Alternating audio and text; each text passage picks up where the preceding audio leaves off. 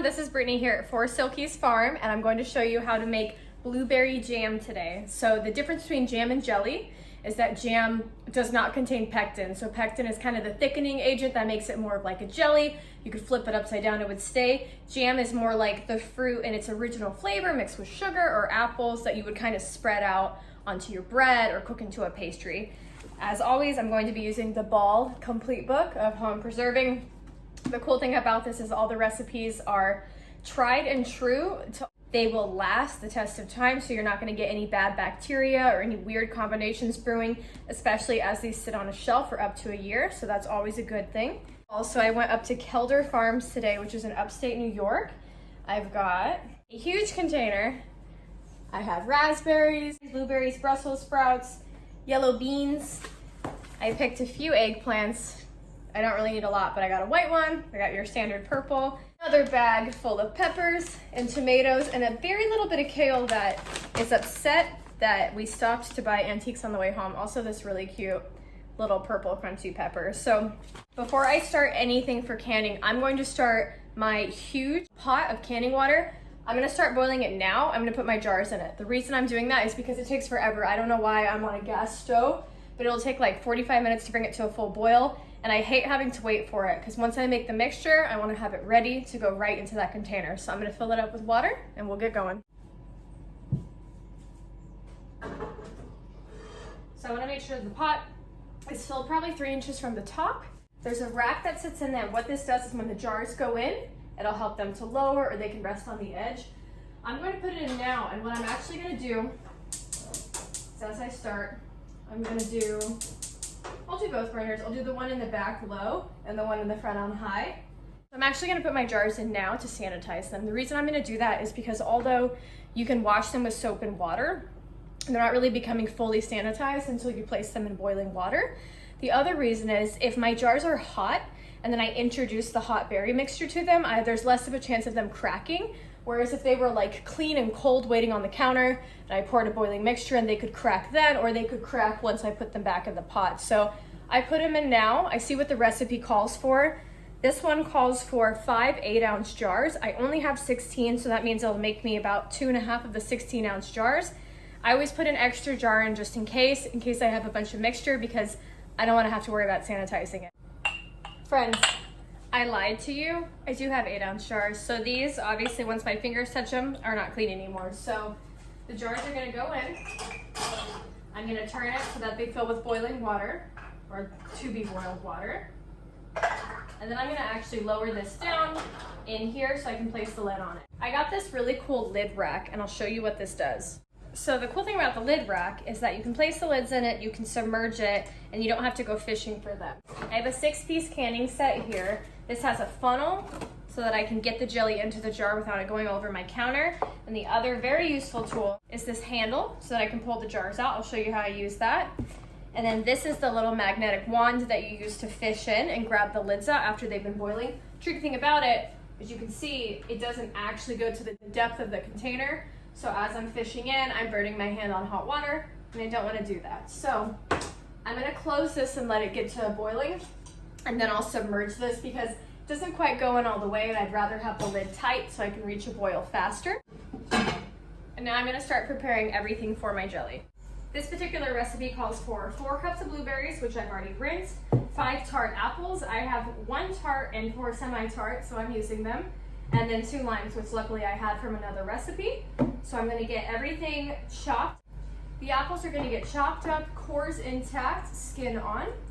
The limes are going to get unpeeled and finely chopped, which is interesting. And then I'm gonna add in just enough water to the pot to get a boil. So all I need to worry about right now is chopping up my apples and chopping off my limes. No peeling involved. So let me get my cutting board. Now I'm gonna mix all the ingredients together into a big saucepan where they're gonna cook before I can them. So it calls for 3 cups of granulated sugar, which is just white sugar, 4 cups of blueberries, and I have my limes and my apples cut up. We're gonna add just enough water to the bottom of the saucepan so that this can't stick as it starts to cook, and you can still kind of move it around. The number one thing you want to remember when you're canning is not to let it stick or burn to the bottom of the pan, especially with so much sugar. So I'm gonna add a little bit of water as I go to keep things moving. 3 cups white sugar.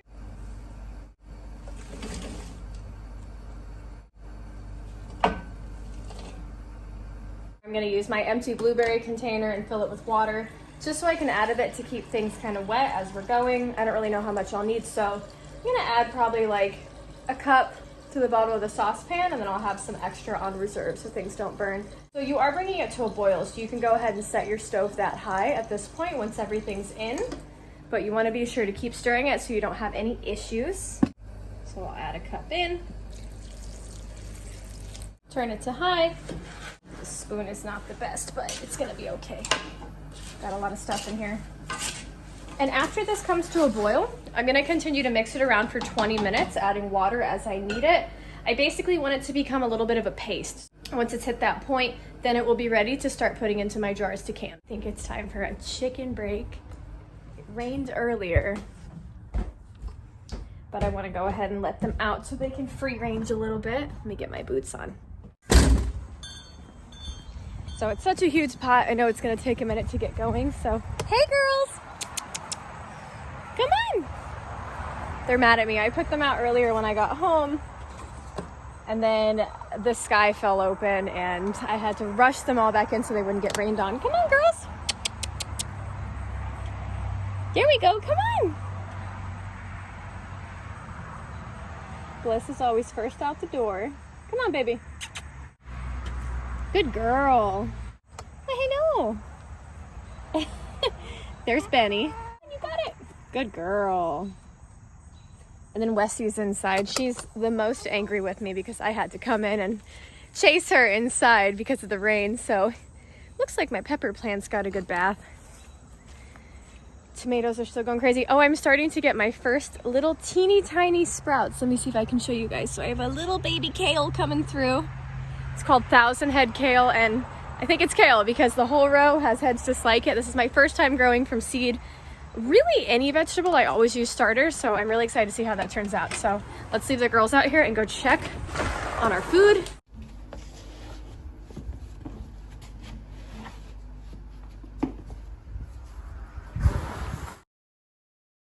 So you can see on the corners, it's just starting to boil.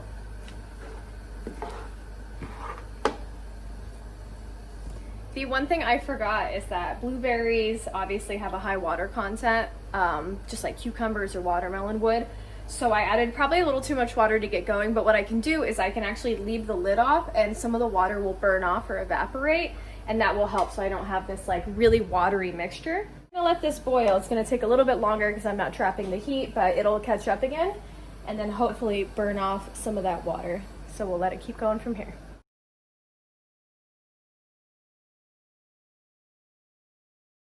At this point, I have about 10 minutes left in my mixture. I'm gonna go ahead and add the lids in since this came to a boil. It took 45 minutes, just like I thought it would. So the lid off.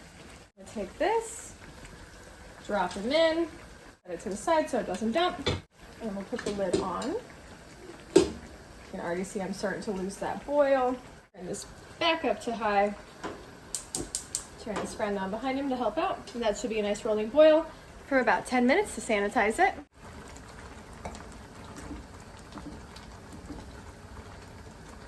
So this is the point where I've realized that I did the recipe wrong, but that's okay. Because I'm not gonna store this for up to a year. I'm gonna make sure I eat it right away, whether I'm putting it on ice cream or toast or whatever. Push it to the front of the line. I was supposed to make an applesauce with the lime and the apples, boiling them together, pushing them through a cheesecloth so they became like an applesauce mixture, not just throwing them into blueberries, but that's why we practice. It still tastes really good. It's still sugary fruit, so I'm gonna eat it.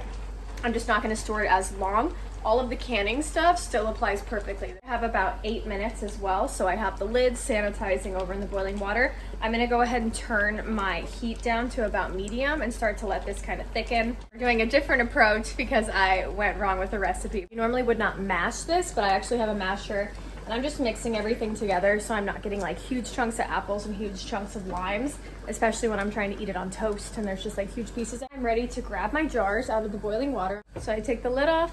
This is where my handy nabber comes into play, so I have the black end in my hands and the green can grab the jars.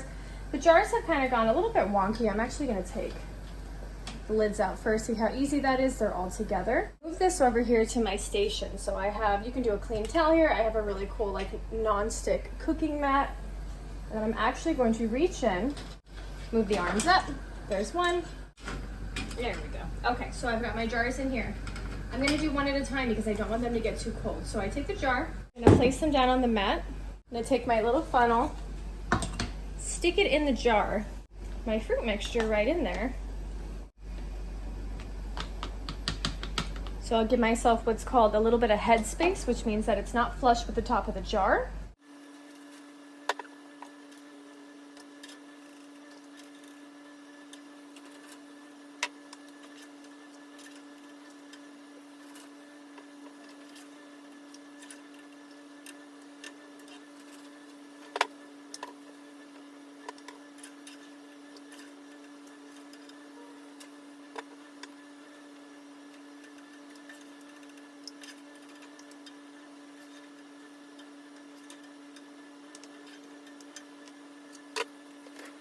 So I've still kept my water at a rolling boil, still moving along. I could have probably used one more jar, but I also didn't expect to mess up and have the apples and the limes in there. So the next step, you don't want to touch the metal lids that you're going to be putting on your cans and contaminate them. So that's where this wand comes into play. I'm going to just pick it up. Make sure you guys can see that right on the corner. And I'm just going to try to set it on the edge of the can without touching it with my fingers. Also, this is a good time to take a towel and wipe down the top of each jar if you have some stickiness on.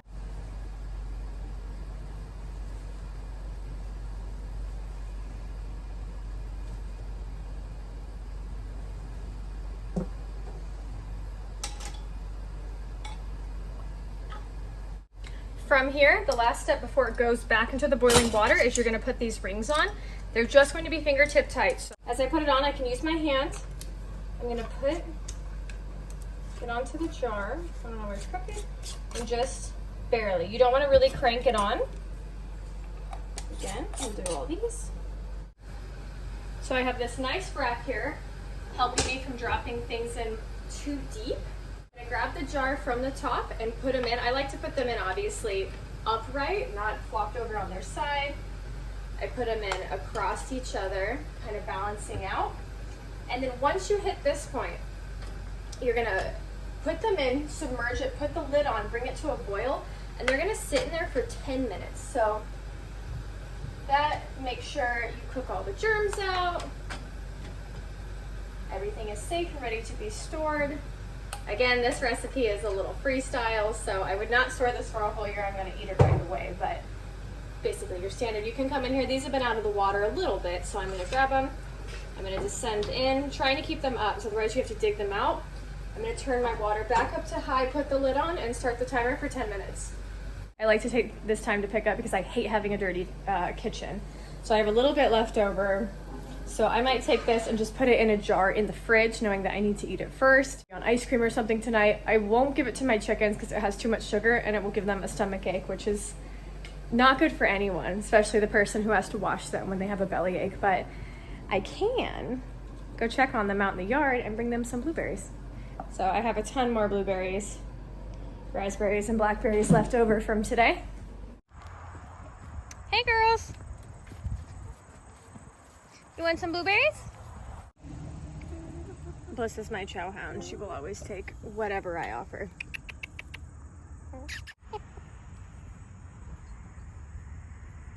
There we go. You girls have a lot of attitude, you know that?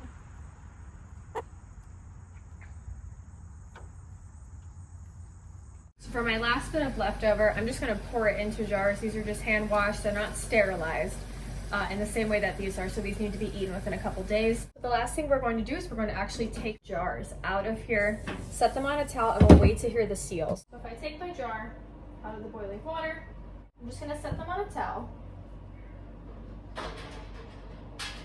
And you'll start to hear them pop as the seal forms at the top, meaning that they're properly secure.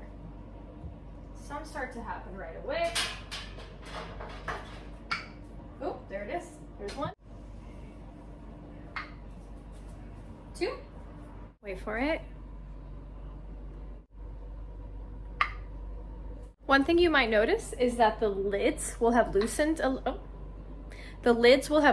little bit during the boiling process. Totally fine, just leave them that way. So I will let these sit here for like 6 hours until they're totally cool. And then for storage, I'm actually gonna take this ring off when I store them in my cabinet because I don't wanna get what's called a false seal.